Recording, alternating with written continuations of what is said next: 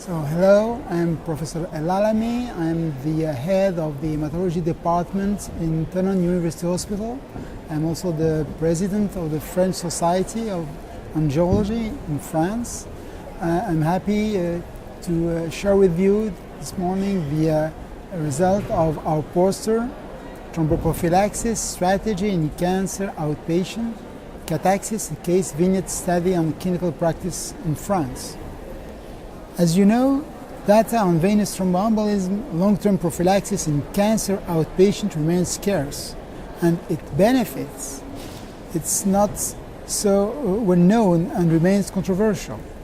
So in absence of clear guidelines, the use of thromboprophylaxis in cancer patients remains heterogeneous. So Cataxis is a French multi-centered cross-sectional study based on the validated Case-Vignette methodology. We developed the Case-Vignettes in a three-step process. First, we identified the demographic and the clinical parameters of interest having an impact on the use of thromboprophylaxis. With these identified parameters, we generate up to 320 different Case-Vignettes per type of cancer: lung cancer, colon cancer, and breast cancer. And these individual clinical scenarios were emailed to each participant at random with 10 Case-Vignettes per participant.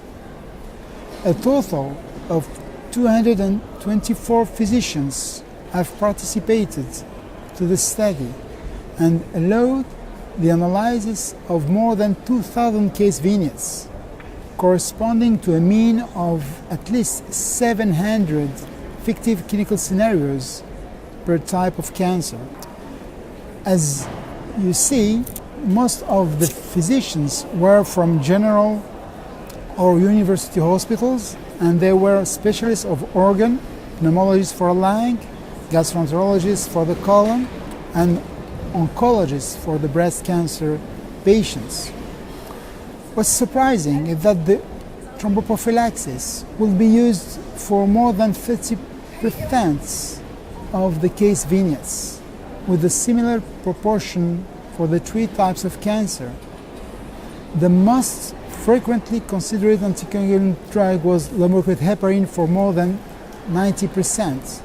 Vitamin K antagonists were only used in around 8% of cases, and DOACs only for 2 to 1%. But when thromboprophylaxis was proposed, the treatment duration was over 3 months in more than 75% of the cases, with no difference between the three cancer types.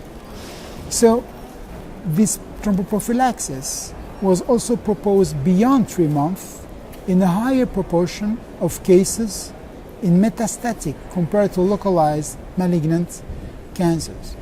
So it seems that now physicians are quite aware regarding thrombosis risk in cancer patients, and they will give prolonged thromboprophylaxis in about 30% of patients with lung, colon, or breast cancer. So, despite the absence of clear guidance, this thromboprophylaxis is mandatory, and in case of such choice, low-mercury heparin is the drug of choice, and the treatment duration beyond 3 months is proposed in severe cancer patients, and that seems appropriate based on available data to date.